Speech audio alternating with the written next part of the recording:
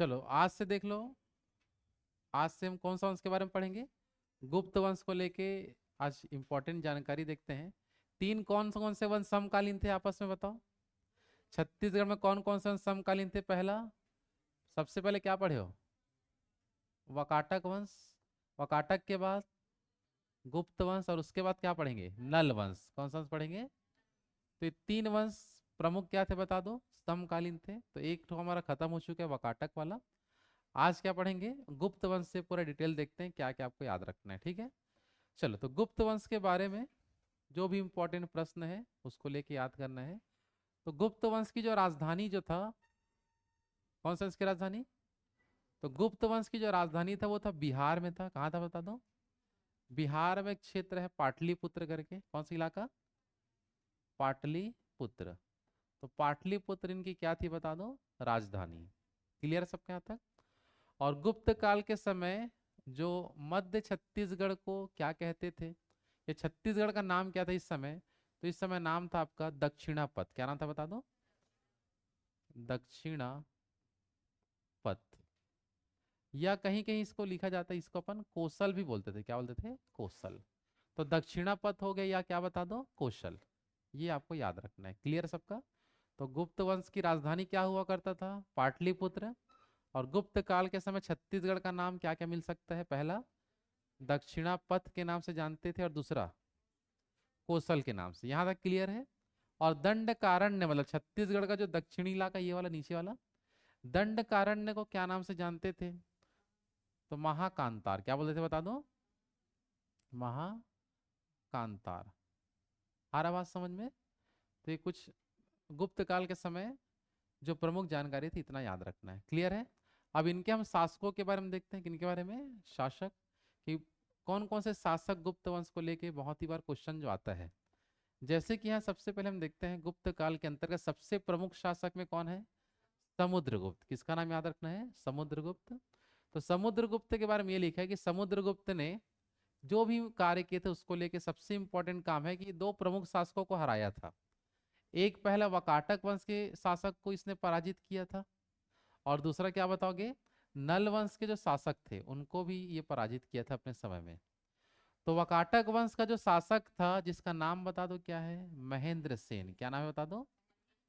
महेंद्र सेन को इसने क्या किया था? पराजित। पहला क्वेश्चन आएगा कि महेंद्र सेन को किसने हराया था, बोलेंगे तो समुद्रगुप्त ने। साथ ही साथ नल वंश का एक शासक था जिसका नाम है व्याघ्रराज। क्या नाम है? तो व्याघ्रराज को भी किसने हराया था? समुद्रगुप्त ने ही हराया था। समझ आ रहा है?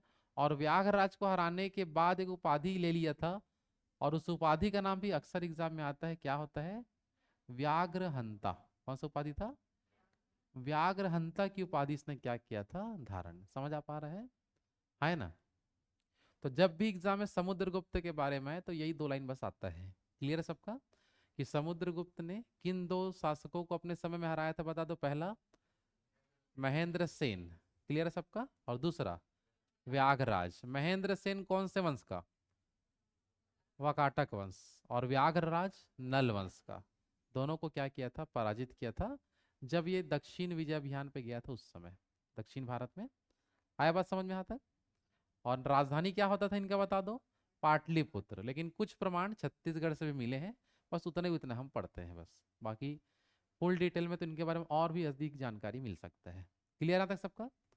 चलो, समुद्रगुप्त के बाद नेक्स्ट देखते हैं समुद्रगुप्त के बारे में। अच्छा, कुछ जानकारी और भी है। जैसे कि समुद्रगुप्त जब लड़ाई करने आया था उस समय के बारे में कुछ लिखा है कि समुद्रगुप्त जब व्याघ्रराज से युद्ध करने के लिए जा रहा था, तो उसकी जो क्या बता दो? उसकी जो सेना की जो संख्या है, किसकी संख्या बता दो? सेना की संख्या क्या थी? बहुत ही अधिक होने के कारण इनको बोला गया महासमुद्रगुप्त। क्या बोला गया?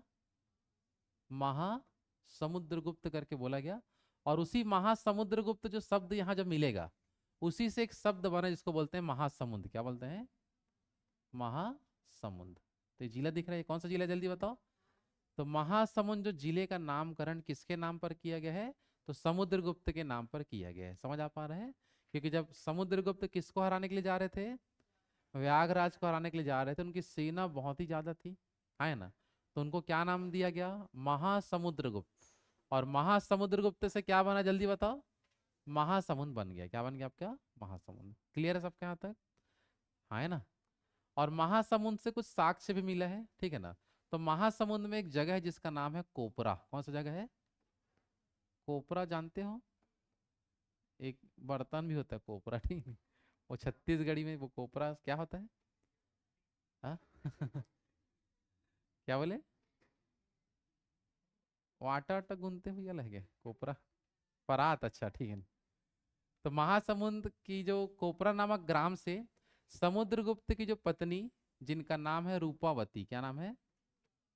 तो रूपावती का साक्ष्य कहाँ से मिला है बोलेंगे तो कोपरा से। यह कोपरा अभिलेख जो है यह किससे संबंधित होता है?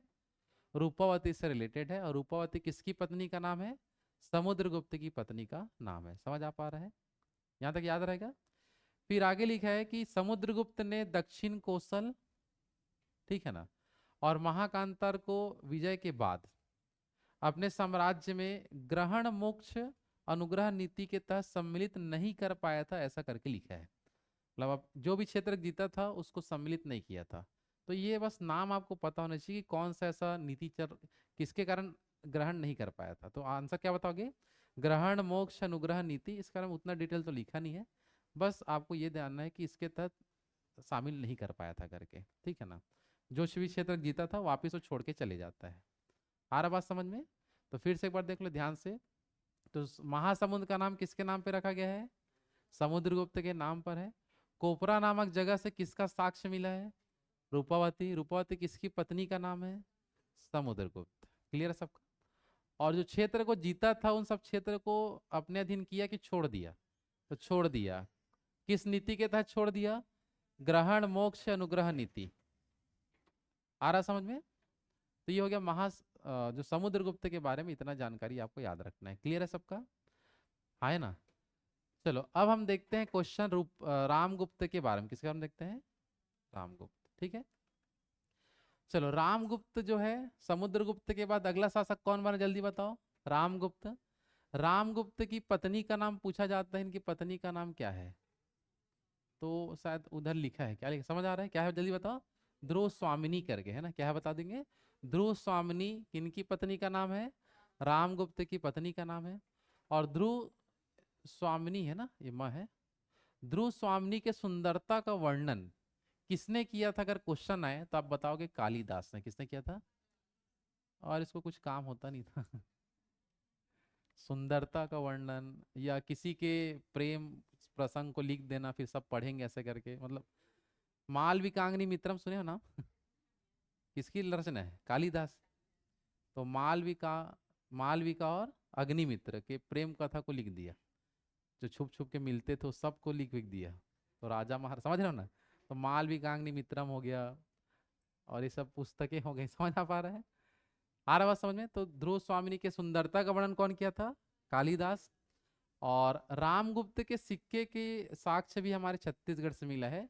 तो दुर्ग में एक जगह है जिसका नाम है बाना बरद। कौन सा जगह? बाना बरद। तो बाना बरद जो क्षेत्र है दुर्ग जिले के अंतर्गत आता है। यहाँ से कुछ सिक्के मिले हैं, वह किससे रिलेटेड है पूछेगा तो क्या बताओगे? रामगुप्त से क्या है बता दो, संबंधित है। क्लियर है तक सबका? अब देखो ध्यान से, रामगुप्त की हत्या किसने किया था अगर क्वेश्चन है? तो रामगुप्त का ही जो एक छोटा भाई था जिसका नाम है चंद्रगुप्त द्वितीय। क्या नाम है? चंद्रगुप्त द्वितीय। ये किसका छोटा भाई है जल्दी बताओ? रामगुप्त का छोटा भाई है। और रामगुप्त का जो छोटा भाई चंद्रगुप्त द्वितीय है, यही रामगुप्त की हत्या कर देता है। किसकी हत्या कर देता है? रामगुप्त की हत्या कर दिया। और ध्रुव स्वामिनी से क्या कर लेता है? विवाह। समझ आ रहा है? अब सुंदरता का वर्णन है इसलिए हुआ होगा, ठीक है नहीं? समझ आ पा रहा है ना? तो रामगुप्त की हत्या कौन किया था जल्दी बताओ? चंद्रगुप्त द्वितीय। और चंद्रगुप्त द्वितीय फिर किससे विवाह कर लेता है? ध्रुव स्वामिनी से क्या कर लेता है? विवाह। आ रहा बात समझ में? है ना? तो ये कुछ पॉइंट है, इसको आपको याद रखना है, ठीक है। चलो रामगुप्त के बाद अब उसके भाई के बारे में पढ़ते हैं, ठीक है ना? तो रामगुप्त का छोटा भाई कौन था? चंद्रगुप्त द्वितीय। और चंद्रगुप्त द्वितीय की पत्नी कौन बनी? ध्रुव स्वामिनी। समझ आ पा रहे हैं? है ना? और इनके जो पुत्री जो थी जिनका नाम था प्रभावती, क्या नाम था? क्लियर सबका? तो प्रभावती किसकी पुत्री का नाम है बोलेंगे तो? चंद्रगुप्त द्वितीय या ध्रुव स्वामिनी के पुत्री का नाम क्या था? प्रभावती। और प्रभावती का फिर विवाह वाकाटक वंश के शासक, नाम बताइए जल्दी से। रुद्रसेन। क्या नाम है? पहले भी पढ़ चुके इसको अपन, लेकिन हर लोगों के बारे में जब भी पढ़ेंगे तो वो चीज आएगा तो फिर से पढ़ना पड़ता है। तो प्रभावती का विवाह वाकाटक वंश के शासक जिसका नाम क्या था? रुद्रसेन से हो गया। फिर अपन देखे थे कि रुद्रसेन का अचानक क्या हो जाता है? मृत्यु हो जाता है। तो मृत्यु के पश्चात चंद्रगुप्त द्वितीय ने अपने दरबारी कवि जिसका नाम क्या था? कालिदास, देख सकते हैं उन्हीं का ही फोटो है, कि कालिदास को देखो कुल मिला के अपन देखे ध्यान से यहाँ पास, तो रुद्रसेन का पुत्र कौन था? प्रवरसेन। तो प्रवरसेन की देख रेख के लिए कौन गया था बता दो? कालिदास। और भेजा कौन था बोलेंगे तो? चंद्रगुप्त द्वितीय ने उसको भेजा था। समझ आ पा रहा है? तो ये कुछ किस्सा है बस, आपको और कुछ खास बात नहीं है इसमें। तो फिर से देख लो, चंद्रगुप्त द्वितीय के पत्नी का नाम बताओ? ध्रुव स्वामिनी। पुत्री का नाम? प्रभावती। दामाद का नाम? रुद्रसेन। और दामाद का बेटा प्रवरसेन। क्लियर सबके यहाँ तक? तो किसकी मृत्यु हो जाती है? रुद्रसेन। तो फिर कौन अकेला हो जाता है? प्रवरसेन। ठीक है ना? तो प्रवरसेन की देख रेख के लिए कौन गया? कालिदास। कालिदास को कौन भेजा? चंद्रगुप्त द्वितीय। क्लियर है तक सबका? आगे बढ़े। बस ये छोटे छोटे किस्से हैं जहां से क्वेश्चन एग्जाम में बन जाता है। क्लियर है यहाँ तक सबका? चलो, इसके बाद जो इंपॉर्टेंट शासक में एक हमको मिलेगा कुमारगुप्त। क्या मिलता है बता दो? कुमारगुप्त से एकमात्र क्वेश्चन एग्जाम में आता है और वो देता है कि कुमारगुप्त से संबंधित जो सिक्के हैं जिसको बोलते हैं रत्न जड़ित मयूर सिक्का। कौन सा सिक्का बता दो? रत्न जड़ित जो मयूर सिक्का, ये छत्तीसगढ़ में कहाँ से मिला है? तो ये छत्तीसगढ़ में मिला है। ये हमारा कौन सा जिला जल्दी बताओ? रायपुर। और रायपुर का एक क्षेत्र है जिसका नाम है आरंग। क्या है बता दो? तो आरंग से इनका सिक्का मिला है। क्वेश्चन समझ में आ रहा है? तो सिंपल क्वेश्चन आएगा, कुमारगुप्त का सिक्का छत्तीसगढ़ में कहाँ से मिला है जल्दी बताओ? आरंग से मिला है। और ये किस टाइप का सिक्का होता था क्या बताओगे? रत्न जड़ित मयूर सिक्का ये होता था। बस बस यही खास बात है कुमारगुप्त के बारे में। आ रहा समझ में? है ना? चलो फिर से बताओ, गुप्त वंश का पहला शासक बताओ कौन था? समुद्रगुप्त। देखे, समुद्रगुप्त के बाद कौन आया? रामगुप्त। रामगुप्त के बाद चंद्रगुप्त द्वितीय। उसके बाद फिर और कुछ शासक आए थे, लेकिन इनके बारे में हम लोग नहीं लिखे हैं। मेन हम किसके बारे में देखे? कुमारगुप्त के बारे में जो क्वेश्चन आया था उसके बारे में। समझ आ रहा है? लेकिन कालिदास किसके दरबार में आया था? प्रवरसेन। किसके दरबार में? प्रवरसेन के दरबार में कालिदास आया था। समझ आ पा रहा है? आगे बढ़े। चलो, कुमारगुप्त के बाद नेक्स्ट हम देखते हैं भानुगुप्त को लेके भी कुछ क्वेश्चन, इंपॉर्टेंट शासक ही हम बस देखेंगे जो हमारे छत्तीसगढ़ से रिलेटेड होना चाहिए। बस समझ आ पा रहे हैं? तो भानुगुप्त से रिलेटेड एक अभिलेख है जिसको बोलते हैं हम लोग एरन अभिलेख। कौन सा अभिलेख बोलते हैं? एरन अभिलेख। एरन दरअसल जगह है ना? कौन कौन सा अभिलेख है बताओ? एरन अभिलेख। तो एरन अभिलेख का संबंध किससे है बता दो? भानुगुप्त से रिलेटेड है। और छत्तीसगढ़ का जो स्थानीय राजवंश में एक नाम देखेंगे आगे चल के, शरभपुरी वंश। कौन सा वंश? तो शरभपुरी वंश छत्तीसगढ़ का स्थानीय राजवंश है। लेकिन जो गुप्त वंश छत्तीसगढ़ के बाहर के थे, लेकिन यहाँ उनका कुछ प्रमाण मिला है बस। तो ये जो एरन अभिलेख में शरभपुरी वंश के एक राजा थे जिनका नाम है शरभराज। क्या नाम है? शरभराज। तो इस शरभराज के बारे में जो जानकारी मिला है, छत्तीसगढ़ के शासक था शरभराज, इसके बारे में जो जानकारी मिला है एरन अभिलेख से। किस अभिलेख से? और एरन अभिलेख किनका है बोलेंगे तो क्या बताओगे? भानुगुप्त का है। किसका बता दो? भानुगुप्त। एरन जो जगह है जहां से देख लो, यहाँ पास लिखा होगा तो थोड़ा पढ़ते हैं क्या लिखा है। तो मध्य प्रदेश के सागर जिले के बीना के पास स्थित एरन एक ऐतिहासिक स्थान है। यह इतिहास की दृष्टि से बेहद महत्वपूर्ण जगह है। एरन में प्राचीन वराह, प्राचीन क्या है आपका? ये है वराह। समझ आ पा रहा है? नहीं नहीं, ये है, सॉरी इधर हो गया। ये क्या है बता दो? वराह समझ रहे हो ना? विष्णु भगवान का अवतार। नहीं आ रहा समझ में? कितने अवतार थे विष्णु भगवान के? कौन 52 बोल रखा? कितने अवतार थे विष्णु भगवान के? कौन 5 बोल रहा है? सोचो जल्दी बताओ। हाँ, 12। 10 अवतार तो मैं भी सुना हूं अभी तक नहीं। तुम लोग कहाँ कहाँ का और अवतार ला रहे हो ठीक है। तो उसमें से एक अवतार कौन है? वराह। तो वराह की इस प्रकार से क्या मिली है? मूर्ति मिला है, बताया गया है, ठीक है ना? समझ आ पा रहा? देखो कहाँ तक पहुंचे थे। वराह हो गया, विष्णु मंदिर मिला है, और मंडप मिले हैं। क्या बता दो? मंडप। ये दिख रहा है मंडप सबके अलग? तो ये मंडप मिले हैं, बताया गया है। और एरन के अभिलेखों को गुप्त काल के अभिलेख भी माना जाता है, मतलब गुप्त काल के समय ये बना था, लिखा है। और किसने बनाया था बोलेंगे तो भानुगुप्त ने बनाया था। और एरन में क्या लिखा है? 74 फुट ऊंचा एक, सॉरी सॉरी 47 फुट ऊंचा एक, क्या बता दो? स्तंभ। ये दिख रहा है, ये वाला स्तंभ दिख रहा है सबको? कितना फुट है? 47 फुट ऊंचा एक स्तंभ भी है, जो कि एक शिला से बना हुआ है। अच्छा, एक ही शिला से बना है, मतलब एक ही पत्थर को काट के बना है, ऐसा है। एक ही शिला से बना हुआ है। एरन के इन प्राचीन शिलालेखों को देखने के लिए दूर दूर के लोग आते हैं, तो आप भी जा सकते हो, ठीक है। और दूर के जाते पास वाले जा सकते हैं, एमपी ज़्यादा दूर नहीं है। एक राज्य सीजी बस पार करोगे एमपी आ जाएगा, ठीक है। यहाँ तक क्लियर है कि नहीं? जल्दी बताओ। तो एरन अभिलेख समझ गए? स्टेप से जो अभिलेख है एरन अभिलेख में सब कुछ कुछ लिखा मिला है। तो एरन अभिलेख का संबंध किससे है? भानुगुप्त। और इस एरन अभिलेख में छत्तीसगढ़ के किस शासक का नाम लिखा हुआ है? सरभराज। सरभराज कौन से वंश का है? शरभपुरी वंश। अभी आगे आएगा कौन सा वंश आपका? शरभपुरी वंश हम लोग देखेंगे। क्लियर है यहाँ तक सबका? आगे बढ़े। और एरन से क्या क्या चीज की प्राप्ति हुई है? तब सिंपल बता सकते हो, वराह मुख्य रूप से, और ये मंडप, और एक क्या बता दो, क्या है ये? स्तंभ। स्तंभ है ना? और कुछ इस प्रकार की मूर्तियां भी वहां जाओगे दिख जाता है। ये भी ऐतिहासिक एरन में ही बना है आपका। क्लियर है सबका? आगे बढ़े। चलो, ये हो गया गुप्त काल के शासकों को लेके महत्वपूर्ण जानकारी। बस जितना लिखे हैं उतना ही बस पढ़ना है। अब हम देखेंगे ध्यान से गुप्तकालीन मंदिरों के बारे में। किसके बारे में देखते हैं? गुप्त काल के मंदिर को लेके क्या क्या क्वेश्चन आता है भाई, देखो ध्यान से। तो गुप्तकालीन जो मंदिर है वो कौन सी शैली में बने होते थे, पूछा गया। जैसे इस टाइप का मंदिर दिख रहा है ना? तो इन इस सब शैली को बोलते हैं नागर शैली। क्या बोलते हैं?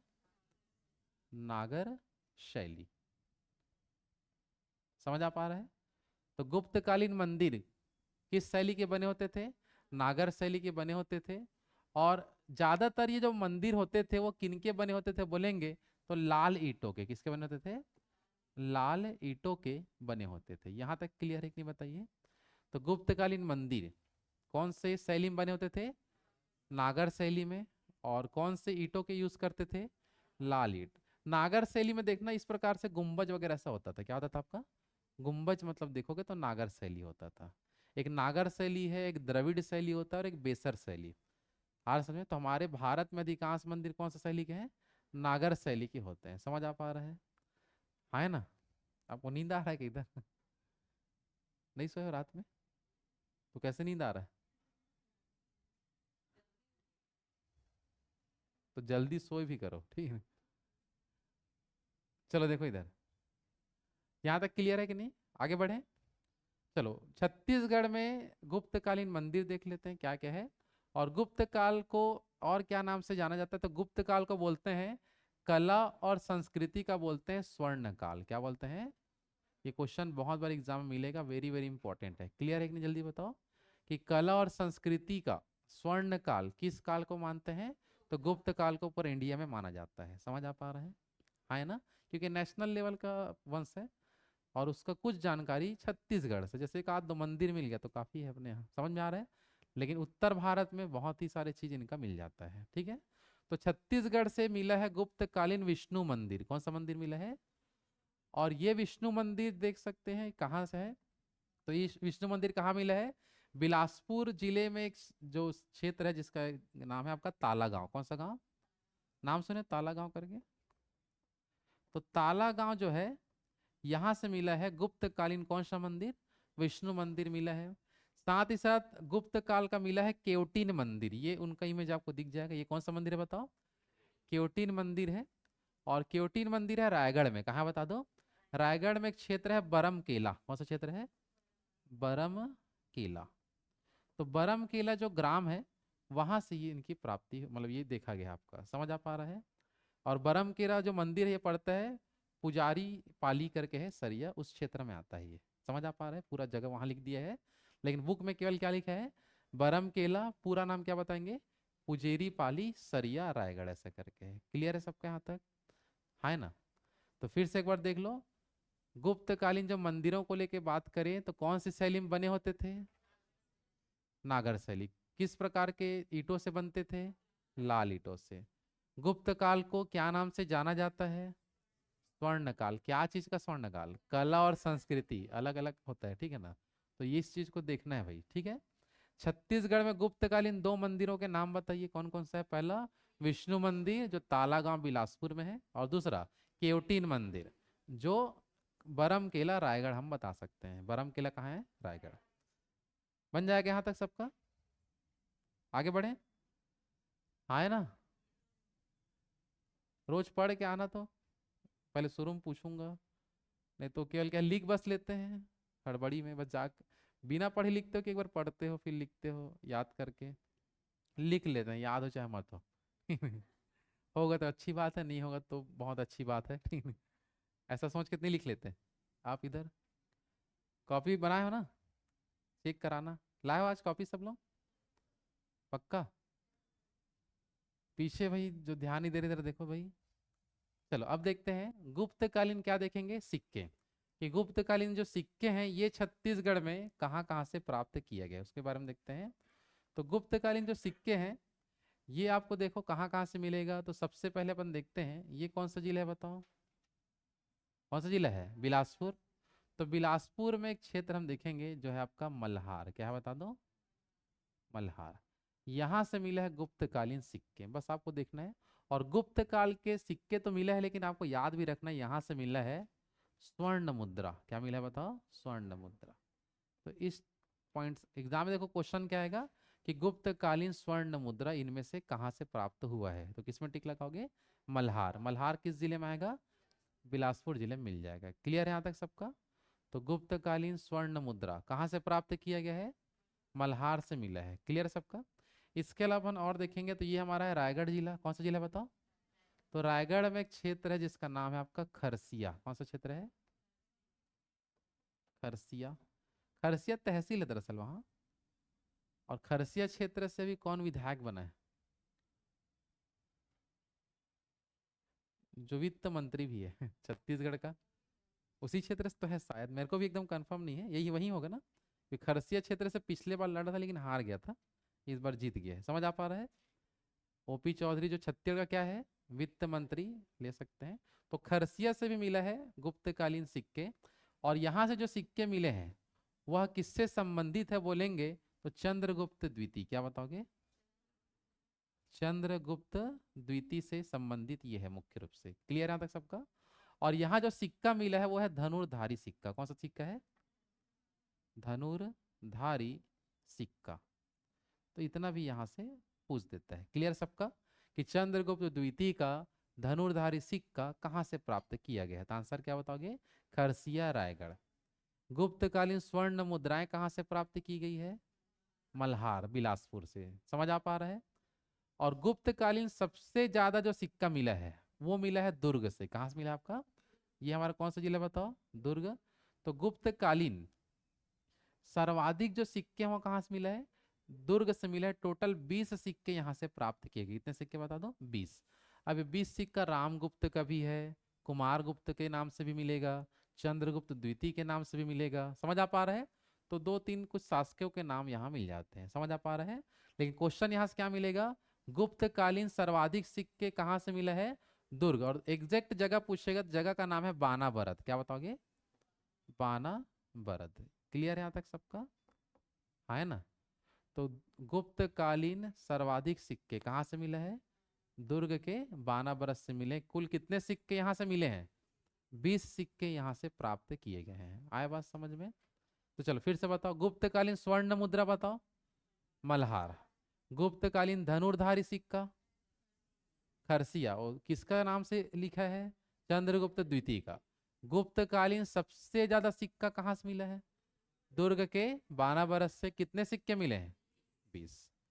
कुछ सिक्के यहाँ रायपुर से भी प्राप्त किए गए हैं, ठीक है ना? और रायपुर से जो सिक्का मिला है उस जगह का नाम अपन देखेंगे तो उस जगह का नाम है पिटाई वल्द। क्या नाम है? पिटाई वल्द। क्लियर सबका? तो दुर्ग से, सॉरी, रायपुर से जो सिक्के मिले गुप्तकालीन, वो कहाँ से मिला है? पिटाई वल्द से मिला है। और यहाँ जो सिक्का मिला है वो है मयूर आकृति का। कौन सा आकृति का है? मयूर आकृति। याद रहेगा सबको? तो मयूर आकृति का क्या मिला है? सिक्का। और ये सिक्का जो है वो किससे रिलेटेड है बोलेंगे तो कुमार गुप्त से। किससे संबंधित है? कुमार गुप्त से ये रिलेटेड है। इतना आपको याद रखना है। समझ आ पा रहे हैं? है ना? तो ये चार प्रमुख स्थान बताएंगे। सबसे पहले बता दो, स्वर्ण मुद्रा मल्हार, स्वर्ण मुद्रा, धनुर्धारी सिक्का खरसिया, धनुर्धारी सिक्का, सर्वाधिक सिक्का बानाबरद, सर्वाधिक सिक्का बानाबरद। और गुप्तकालीन हम बात करें, मयूर आकृति का सिक्का बोलेंगे तो पिटाई वल्द, मयूर आकृति वाला पिटाई वल्द याद रखना है। क्लियर है यहाँ तक सबका? बन जाएगा यहाँ से? एक बार बिना देखे बता दो, चार प्रमुख स्थान बताइए जहां से गुप्तकालीन सिक्के मिले हैं। पहला बताओ जगह बस। मल्हार से मिला है, दूसरा खरसिया से मिला है, तीसरा बाना बरस से मिला है, और चौथा पिटाई वल्द से। क्लियर सबका? धनुर्धारी सिक्का कहाँ से मिला है? खरसिया से। स्वर्ण मुद्रा मल्हार से। समझ आ पा रहे हैं? मयूर आकृति पिटाई वल्द। सर्वाधिक सिक्के बाना बरत। कितना सिक्का? 20 सिक्का। क्लियर है यहाँ तक सबका? बन जाएगा? चलो चलो, ये हो गया। यहाँ तक था हमारा पूरा गुप्त वंश खत्म। कौन सा वंश था हमारा? तीन वंश समकालीन चल रहे थे ना। पहला क्या पढ़े? वकाटक वंश। दूसरा क्या हो गया? गुप्त वंश। और तीसरा क्या बच गया? नल वंश। ठीक है। तो अब हम पूरा किसके बारे में अध्ययन करेंगे? नल वंश के बारे में पूरा पढ़ना है। क्लियर है सबका? किसी की जानकारी नल वंश के बारे में पहले से कुछ नॉलेज हो? पुराने जो पढ़ लिए हैं बताओ। इधर बबीता, नींद आ रहा है? जाओ घर से आ जाओ अपनी एक आध नींद सो के आ जाना 12:30 तक। ठीक नहीं? इधर सामने बैठो, यहाँ बैठो इधर, तब नहीं आएगा। क्या छुप के बैठे हो ना तो लग रहा है मैं नहीं देख रहा हूँ करके। हाँ, क्या हो गया? दिखता नहीं है? ये कैसा? ठीक है भाई, अब मैं कुछ नहीं कर सकता इधर देख लो, यहाँ दिख जाएगा आपको। वहां बैठो, यहाँ देखो स्क्रीन में देखो इधर। चलो लाओ कुर्सी लाओ इधर। अब ध्यान इधर ही रहना चाहिए, ठीक है? कल से उधर भी एक हाथ लगा देंगे। उधर भी नींद आता है किसी को? अगर मेरे तरफ देखने का मन नहीं है तो उधर बगल भी देख सकते हो। चलो, कल से सो का ना, ईमानदारी से आगे बढ़े। नलवंश पढ़ना है क्या? किसी की जानकारी जो पहले से कुछ पढ़े हैं नलवंश को लेके? चलो देखो ध्यान से ना, क्या क्या पूछ सकता है नलवंश के बारे में। बस एक बार बस अच्छे से देख लो, कॉपी में नोट्स बनाओ। उसका टेस्ट तो इसका होना ही है, कभी ना कभी इसका टेस्ट भी लिया जाएगा लाइन से जो चल रहा है। ये भी आपका आएगा, तब उसको अच्छे से रटना है अपन। ठीक है। चलो यहाँ देखेंगे नलवंश की जो राजधानी थी, दो प्रमुख इनकी राजधानी हुआ करती थी उस समय नलवंश का। एक जिसका पहला नाम था आपका पुष्करी। क्या था बता दो? ये आधा शाह लिखा है ना, पुष्करी। समझ आ पा रहा है? तो नलवंश की राजधानी क्या था बता दो? पुष्करी। ठीक है, यहाँ लिख देता हूँ अलग से। और पुष्करी छत्तीसगढ़ के किस क्षेत्र में आता था? तो बीजापुर जिले में था। किस जिले में था आपका? बीजापुर जिले में था।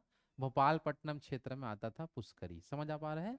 और एक जो इनकी राजधानी था, जिनका नाम था कोरापुट। क्या राजधानी था? कोरापुट किधर पड़ता है? उड़ीसा। इधर कोरापुट तरफ एक क्या था इनकी राजधानी। तो दो इनकी राजधानी हुआ करती थी। लेकिन हमको अपने छत्तीसगढ़ के इतिहास में किसको पढ़ना है? पुष्करी के बारे में। कोरापुट से रिलेटेड नहीं, क्योंकि उड़ीसा इतिहास में आ जाएगा। तो छत्तीसगढ़ के इतिहास को लेकर अगर हमको सिर्फ क्वेश्चन आता है कि नल वंश की राजधानी बताइए, तो आपको टिक लगाना है पुष्करी में। किसमें लगाना है? पुष्करी, क्योंकि अपने स्टेट का है। समझ आ पा रहे हैं? है ना? आगे बढ़े। और इनका जो शासन क्षेत्र जो था वो पूरा दक्षिण छत्तीसगढ़ में था। किधर था बता दो? तो दक्षिण छत्तीसगढ़ को ही हम लोग क्या बोलते हैं? दंडकारण्य। क्या बोलते हैं? और इसी को बोलते हैं महाकांतार। वांतार भी नाम यही पड़ा है। गुप्त काल के समय क्या बोलते हैं? महाकांतार। तो दंडकारण्य बोले चाहे महाकांतार बोले, इस क्षेत्र में किसका राज चलता था? तो नल वंश वाले इधर राज करते थे। आया बात समझ में? है ना? साथ ही साथ नल वंश का जो संस्थापक था जिसका नाम था शिशुक, क्या नाम था बता दो? नल वंश का संस्थापक कौन था बता दो? शिशुक हुआ करता था। और नल वंश का वास्तविक संस्थापक बोलेगा तो नाम है वराह राज। क्या है? वराह राज। क्लियर है सबका? तो नल वंश का वास्तविक संस्थापक बताओ, वराह राज। लेकिन नल वंश का सिर्फ संस्थापक बोल दिया तो शिशुक। कौन था बता दो? शिशुक। क्लियर है यहाँ तक सबका? पीछे क्या हो रहा है? कुछ लिख रहे हो क्या आप लोग? इधर ध्यान दो। क्या लिख रहे हो? हाँ, इसी को देख रहे हो कि ये लिख रहे हो? अब देख लो भाई, आप लोग पढ़ लियो पहले। हाँ, हाँ या ना बस बोलो। हाँ चलो बताओ, इधर आओ। सामने पढ़ लियो तो बताओगे ना इधर, ठीक नहीं? यहाँ बैठे थोड़ा याद कर लो। और देखो, जैसे कुछ क्लास चलते रहता है ना, और यदि पढ़ लियो तो ईमानदारी से घर से पढ़ के आ जाया करो। और यहाँ जो ब्लैंक स्पेस में दिया हुआ सोचे करो कि क्या आएगा, समझ में आ रहा है? उससे आपको और याद होते जाएगा, जितने एकदम फास्ट याद होता है। समझ आ रहा है? जो वो काम तो आप दिन भर में कभी भी कर सकते हो, लेकिन यहाँ जो चीज़ बताया जा रहा है उसको ध्यान से सुनोगे, समझोगे तो और अच्छे से क्लियर हो पाता है। समझ में आ रहा है? और पढ़ लिए हैं तो और ज़्यादा क्लियर होना चाहिए। समझ में आ रहा है? एक बार घर से मस्त पढ़ के आ जाओ, यहाँ बस तो रिवाइज करो। आया समझ में? कुछ भी एक आध ठो टेस्ट दिलाने का बुक वगैरह ले लो, टेस्ट वगैरह दिलाओ। उससे बहुत ज़्यादा स्ट्रांग होता है कोई भी चीज़। ठीक है? डबल रिपीट हो जाता है तो। आ रहा समझ में आता है? चलो, तो संस्थापक का नाम बताओ क्या है? शिशु। वास्तविक संस्थापक वराहराज। अच्छा, इस वंश की जानकारी कौन कौन से पुस्तक में मिला है नल वंश के बारे में? तो एक आप पढ़ लेंगे, वायु पुराण जब पढ़ा जाता है तो उस समय नल वंश की चर्चा मिलता है। कौन सा पुराण में? वायु पुराण में। दूसरा आपको मिलेगा ब्राह्मण पुराण। कौन सा बता दो? तो ब्राह्मण पुराण जब पढ़ते हैं उसमें भी नल वंश के बारे में पता चला है कि इनका शासक कौन था, किस क्षेत्र में शासन रहा, क्या इनकी राजधानी हुआ करता था। ये सब जानकारी हमको दो प्रमुख पुस्तक से मिला है नल वंश का। तो नल वंश के बारे में जानकारी कौन कौन से पुराणों से मिलता है, जल्दी बताओ? तो वायु पुराण और ब्राह्मण पुराण। फिर से बोलो। वायु पुराण और ब्राह्मण पुराण से मिलता है। और नल वंश से संबंधित जो मुद्राएं हैं, ये कहाँ से मिला है? छत्तीसगढ़ में। तो ये छत्तीसगढ़ में मिला है अड़िंगा से। कहाँ से मिला है? अड़िंगा नाम सुने हो? नहीं सुने चले जाना है, कोंडागांव जिले में पड़ेगा। केसकाल क्षेत्र में आता है। किस क्षेत्र में आता है? केसकाल। तो अड़िंगा से किस वंश का मुद्रा प्राप्त किया गया है? तो क्या बताओगे? नल वंश का। और इधर ही जाओगे ना कोंडागांव केसकाल तरफ, तो एक गांव मिलेगा नलवाड़ी ग्राम करके। कौन सा ग्राम?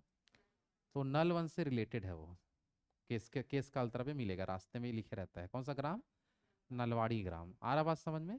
तो कि दक्षिण क्षेत्र में इनका शासन था, तो केसकाल वाला जो इलाका था यहाँ इनकी मुद्राएं मिली, तभी पता चला कि इधर इनका शासन था करके। आया बात समझ में? हाँ है ना? चलो, तो फिर से देख लो। नल वंश की दो राजधानियां बताइए। पहला पुष्करी, जो छत्तीसगढ़ में है। दूसरा कोरापुट, जो कहाँ है बताओ? उड़ीसा में। छत्तीसगढ़ में इनका शासन क्षेत्र क्या रहा, जल्दी बताओ? नल वंश का दंडकारण्य दे चाहे महाकांतार दे, दोनों सेम जगह को बोलते थे। फिर क्वेश्चन आ सकता है, इनके संस्थापक का नाम बताओ। क्या बताओगे? शिशुक। लेकिन वास्तविक संस्थापक कौन था? वराहराज। नल वंश के बारे में जो पूरी जानकारी मिला है कौन कौन से पुराण से मिला है? वायु पुराण और ब्राह्मण पुराण। क्लियर है सबका? और नल वंश से संबंधित जो मुद्रा मिला है वो कहाँ से मिला है? अड़ेंगा। अड़ेंगा छत्तीसगढ़ में कहाँ है बोलेंगे तो? कोंडागांव जिले के केसकाल क्षेत्र में आता है। क्लियर है सबके यहाँ तक? हाँ है ना? चलो आगे देखते हैं। नल वंश के कुछ शासकों के बारे में पढ़ लेते हैं। ठीक है ना? तो नल वंश के शासकों में सबसे पहला क्या नाम है, जरा बताओ? व्याघ्रराज। कोई बता सकता है व्याघ्रराज किससे हारा था? जोर से बोलो। समुद्रगुप्त से हारा था, देखें अपन। और समुद्रगुप्त फिर उपाधि भी लिया था। कौन सी उपाधि? व्याघ्रहंता। बस वही चीज यहाँ लिखा है, देख लो। कि इस देखो, पहले पढ़े रहेंगे तब एकदम आसान हो गया। तो कि इसे गुप्त वंश का शासक जिसका नाम क्या है, समुद्रगुप्त ने पराजित किया था। और कौन सी उपाधि धारण किया था? व्याघ्र हंता की उपाधि इसने धारण किया था। समझ आ पा रहा है ना? और कुछ लिखने का आवश्यकता है कि इसमें नहीं है? तो व्याघ्रराज के बारे में जब भी क्वेश्चन आए तो यही लाइन बस पता होना चाहिए, कौन हराया था और हराने के बाद कौन सी उपाधि लिया था। बन जाएगा सबसे। चलो, इसके बाद हमारा नेक्स्ट जो क्वेश्चन आता है वो आता है वराह राज के बारे में। किसके बारे में आता है बता दो? चलो, वराहराज जो है ये है नल वंश का क्या है, जल्दी बता दो। ये नल वंश का वास्तविक, अभी लिखे थे ना, ये क्या है, वास्तविक संस्थापक। क्लियर है यहां तक सबका। और वराहराज की मुद्रा कोंडागांव जिले के कहाँ से मिला है, अड़ेंगा। अड़ेंगा जो है सुने ना भी, तो अड़ेंगा से जो मुद्रा मिला है वो वराहराज से रिलेटेड है। और अड़ेंगा ग्राम भी आपका नल वंश से संबंधित ग्राम माना जाता है। समझ आ पा रहा है? हाँ है ना। तो कोंडागांव जो जिला है, ठीक है ना, और इसी क्षेत्र में जो अड़ेंगा ग्राम है, ये क्या है, समझ में आ रहा है? कोई बता सकता है? केसकाल घाटी देखे हो, मस्त दिख रहा है ना वो एकदम ऊपर से जाएंगे, हेलीकॉप्टर वाला है ये, ड्रोन शूट है क्या। चलो बस इतना ही है, वराहराज के बारे में पता रहेगा। तो वराहराज क्या है बता दो, नल वंश का वास्तविक संस्थापक। और इनसे रिलेटेड मुद्रा कहाँ से मिला है, अड़ेंगा। अड़ेंगा कहाँ, समझ में आ गया सबको, याद रहेगा कि नहीं, जल्दी बताओ। चलो आगे बढ़े, एक बार नल वंश के बारे में फिर से देखते हैं क्या क्या हम लोग लिखे हैं। चलो बताओ, नल वंश की राजधानी बताइए, पहला। दूसरा कोरापुट। शासन क्षेत्र इनका दंडकारण्य। संस्थापक वास्तविक संस्थापक, जानकारी वायु पुराण, और ठीक। और मुद्रा कहाँ से मिला है, अच्छा वो मुद्रा है किसका, जो मिला है अड़ंगा से, वो किसका है, वराहराज का। ठीक है। चलो, वराहराज के बाद जो अगला शासक आए जिसका नाम क्या है, भवदत्त वर्मन। क्या नाम है, जल्दी बताओ। चलो, भवदत्त वर्मन जो है, इसके बारे में क्या क्या आपको पता होना चाहिए। तो सबसे पहला खास बात, इसने वकाटक वंश के किसी शासक को हराया था, याद करो। नहीं नहीं, नरेंद्र सेन। किसको हराया था, नरेंद्र सेन है ना, देख लो कॉपी चेक कर लो जो लिखे होगे, नरेंद्र सेन को हराया था। वकाटक वंश पढ़ चुके हो ना, तो वकाटक वंश के किस शासक को ही हराया था, नरेंद्र सेन को हराया था। और वकाटक वंश की राजधानी को तहस नहस कर दिया था। और वकाटक वंश की राजधानी क्या हुआ करता था, नंदीवर्धन। क्या था, जल्दी बताओ। तो नंदीवर्धन को क्या कर दिया था, तहस नहस। ठीक है। और भवदत्त और उनका पहला किस्सा ये हो गया। दूसरा मतलब दोनों सेम ही है। नरेंद्र सेन को हराने के बाद उनकी राजधानी को पूरा तोड़ फोड़ के आ गया, तहस नहस कर दिया। और नरे भवदत्त वर्मन की जो पत्नी है उसका नाम भी एग्जाम में क्वेश्चन आता है। तो उनकी पत्नी का नाम है अचाली भट्टारिका। क्या नाम है, जब बताओ। अचाली भट्टारिका। क्लियर है तक सबका। तो बस 3 पॉइंट यहाँ से याद रखना है। क्लियर है सबका, भवदत्त के बारे में याद रहेगा। तो भवदत्त ने किसको हराया था बताओ जल्दी, नरेंद्र सेन। किसको हराया था, और क्या चीज को तहस नहस कर दिया था, नंदीवर्धन को तहस नहस कर दिया, है ना। और भवदत्त वर्मन की पत्नी का नाम क्या है, अचाली भट्टारिका। क्लियर है सबका, है ना। तो चलो फिर से बताओ, नल वंश में सबसे पहला हम किसका नाम पढ़े, नल वंश का पहला शासक क्या पढ़े, मतलब शासकों का नाम को लेके पहले क्या पढ़े थे, व्याघ्रराज। क्या पढ़े थे, व्याघ्रराज के बाद क्या देखे, वराहराज। और वराहराज के बाद कौन आया, भवदत्त वर्मन। तो भवदत्त वर्मन किस क्षेत्र को तहस नहस करके आ गया था, नंदीवर्धन। अब वकाटक वंश वाला भी नल वंश वाले को हराने के लिए आएगा, पहले भी देख चुके हैं। तो शासक का नाम मिलेगा आपको अर्थपति भट्टादक। क्या नाम है, जल्दी बताओ। तो अर्थपति जो भट्टादक है, ये अब देखो क्या होगा, ये किसका पुत्र है, कोई बता सकता है। इससे पहले जो है ना, भौदत्त भौदत्त वर्मन वाला होगा ना। नरेंद्र सेन तो वकाटक वंश वाला है, तो वकाटक वंश वाला नल वंश का कैसे हो जाएगा, ठीक है। तो भौदत्त वर्मन का जो पुत्र का नाम क्या था, अर्थपति भट्टारक। और इसने क्या किया था, वकाटक वंश के किसी शासक को हराया था। कोई बता सकता है किसको हराया था, तो वकाटक वंश के एक शासक को इसने हराया था ना। नहीं नहीं, सॉरी सॉरी, इस वकाटक वंश के शासक वाले इसको हराए थे ना, एक बार तो ऊपर वाला, हाँ। कौन हराया था इसको, पृथ्वी सेन हराया था। मतलब अर्थपति को किसने हराया था, पृथ्वी सेन हराया। और नल वंश की राजधानी अभी नल वंश की राजधानी क्या लिखे हैं, पुष्करी को इसने क्या कर दिया था, तहस नहस। ये दोनों क्वेश्चन एग्जाम में आता है कि नंदीवर्धन को किसने तहस नहस किया था, बोलेंगे तब क्या बताओगे, भवदत्त वर्मन। और पुष्करी को किसने तहस नहस कर दिया? पृथ्वीसेन। कौन किया था आपका? पृथ्वीसेन। तो दोनों के बीच लड़ाई चल रहा था। क्वेश्चन आता है नल व काटक संघर्ष, ये किनके समय, मतलब कौन कौन आपस में लड़ते थे उसके बारे में समझ आ पा रहा है? तो देखो, नल व काटक संघर्ष में एक नाम मिलेगा, अर्थपति भट्टारक और पृथ्वीसेन के बीच लड़ाई हुआ था, है ना। और इससे पहले हम लोग जो देखे थे, जिसका नाम क्या था, भौदत्त वर्मन और नरेंद्र सेन के बीच में भी क्या हुआ था, लड़ाई चालू, है ना। बात समझ आ पा रहा है? तो इसी को बोलते हैं नल व काटक संघर्ष। क्या बोलते हैं जल्दी बताओ? दो ग्रुप में हूं, मतलब दो लोगों के बीच नल और वकाटक का संघर्ष हुआ था। पहला ग्रुप बताओ कौन है? भौदत्त वर्मन और नरेंद्र सेन। और दूसरा ग्रुप क्या बताओगे? अर्थपति भट्टारक और पृथ्वी सेन। बात समझ में आ रहा है ना। क्योंकि तीन वंश समकालीन थे। एक एक तो पहले गुप्त वंश वाला तो पहले ही क्या बना चुका है, वैवाहिक संबंध वकाटक से। तो कोई लड़ाई झगड़ा हुआ क्या? नहीं। शुरू में एक बार बस हुआ था, उसके बाद कुछ लड़ाई हुआ क्या? नहीं। लेकिन नल वंश और वकाटक वंश के बीच लगातार लड़ाई झगड़ा होते रहता था, जिसमें दो फेमस लड़ाई आपको याद रखना है। समझ आ पा रहे हैं?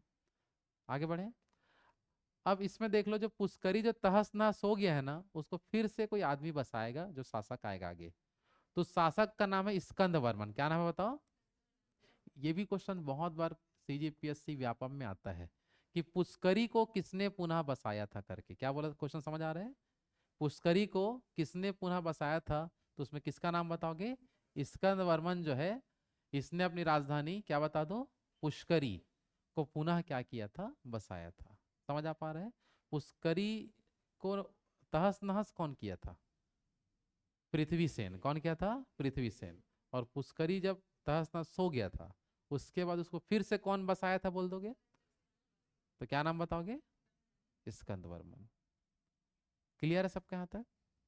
चलो, अब इसके बाद जो सबसे इंपॉर्टेंट शासक है इस वंश का, वो है विलास तुंग। क्या है बताओ? विलास तुंग से रिलेटेड क्या क्या प्रश्न आए हैं उसको पूरा देख लो लाइन से। तो विलास तुंग के बारे में जो पूरी जानकारी मिले है, ये आपका है राजीव लोचन मंदिर का गर्भगृह, और ये बाहर का है। समझ में आ रहा है ना। तो राजीव लोचन मंदिर से जो गर्भगृह से जो स्तंभ लेख शिलालेख जो मिले हुए हैं, इससे पूरी जानकारी मिलता है किसके बारे में? विलास तुंग के बारे में। समझ पा रहे हैं? तो हम बता सकते हैं यहाँ पर ध्यान से, जो राजिम से शिलालेख मिले हैं या जो अभिलेख मिले हैं, वह किससे रिलेटेड है बता दो। और विलास तुंग किस वंश का शासक था बोलेंगे तो नल वंश। क्वेश्चन आता है एग्जाम में कि विलास तुंग किस वंश का शासक था? नल वंश का। और विलास तुंग के बारे में जो पूरी जानकारी मिला है, वह किससे मिला है? राजिम शिलालेख व अभिलेख से मिलता है। क्लियर यहाँ तक सबका, है ना।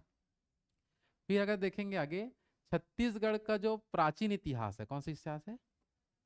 प्राचीन इतिहास।